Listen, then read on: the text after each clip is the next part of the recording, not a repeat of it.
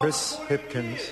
Thank you, Mr Speaker. Mr Speaker, why isn't Pansy Wong taking a call in this debate and fronting up to this House to explain her misuse? Point of order, the Honourable Simon Power. Listening very carefully to this debate, other speakers have been much more careful referring to an absence or otherwise of a particular member. Excuse me, it's a point of order. That member referred to her absence from this House. Other members have not made that mistake in their contributions. The member's point of order is quite correct that it is out of order to refer to the absence of any member from this House, and that point has been raised. I've listened to members skirting around it. They need to be careful not to talk about the absence of a member from this House. Chris Hipkins. Point of order, Mr Speaker. Point of order, Chris Hipkins. Mr Speaker, just for clarification, are you ruling it as unacceptable to challenge another member for not speaking and not taking a call? No, it's not out of order to say a member has not spoken in a debate or not taken a call, but the members should not say a member is absent from the House. Point of order, Mr Speaker. Point of order, Chris Hipkins. Mr Speaker, I think if you reflect on what I said was, why hasn't Pansy Wong taken a call in this debate? And that is, I've not ruled that as being out. I've just alerted members that they must be careful not to refer to members' absence from the House, but they can question why a member has not spoken in a debate. Chris Hipkins. Thank you, Mr Speaker. Mr Speaker, why isn't Pansy Wong taking a call on this debate, coming here and saying why she misused her parliamentary travel allowance?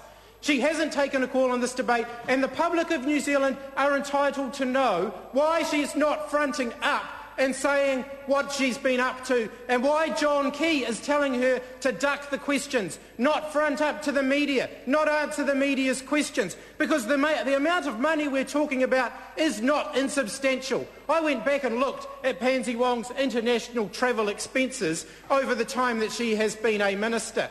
Her 11 overseas trips in the 24-odd months that she was a minister, that's a trip nearly every 2 months on average, and she spent over 180,000 taxpayer dollars on her international travel. And the public of New Zealand are entitled to hear her explanation for why that is so. They are entitled to hear whether or not she was doing business on her husband's behalf in China and asking the taxpayer to pay the bill for that, and yet she is not fronting up and explaining to the public of New Zealand why she thinks that that's acceptable. That's not good enough, and it's not good enough for the Prime Minister to tell her not to front up.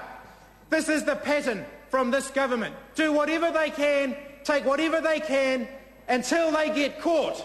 Until they get caught. It's the National Party's self-help, help yourself philosophy to governing. Self-help, help yourself. So while they're picking on beneficiaries and saying go out and get a job, they're busy helping themselves to every possible taxpayer allowance they can get hold of, every possible taxpayer allowance they can get hold of, and when they get caught, what do? They duck for cover.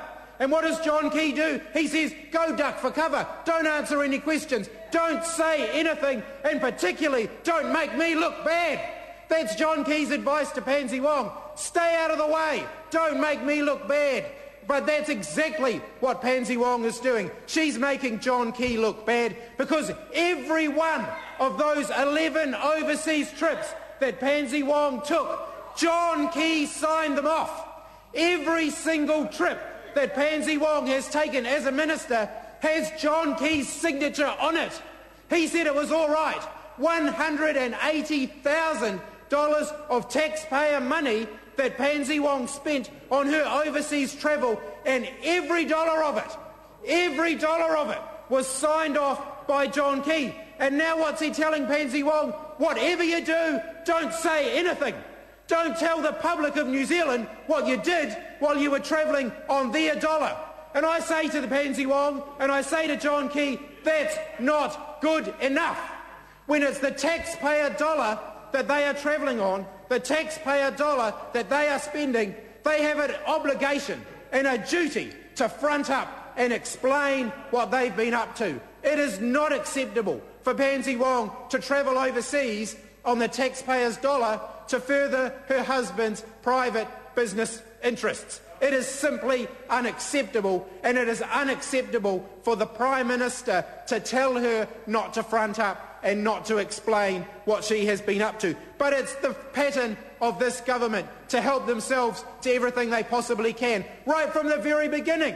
In fact, from before he was a minister, Bill English was doing everything he could to extract the maximum dollar out of the taxpayer for his house in Karori.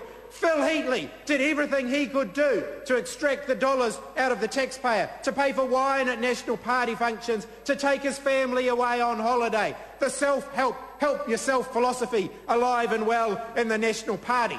And what about Richard Worth?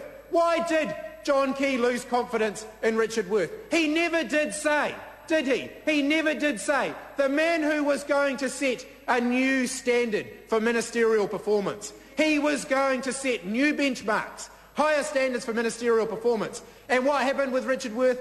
Well, Richard Worth didn't meet the standard, but John Key never said why. He was never willing to front up and say why. And that's what we're seeing with the Pansy Wong saga. The government not willing to front up. John Key not willing to front up. Pansy Wong not willing to front up. That's not good enough.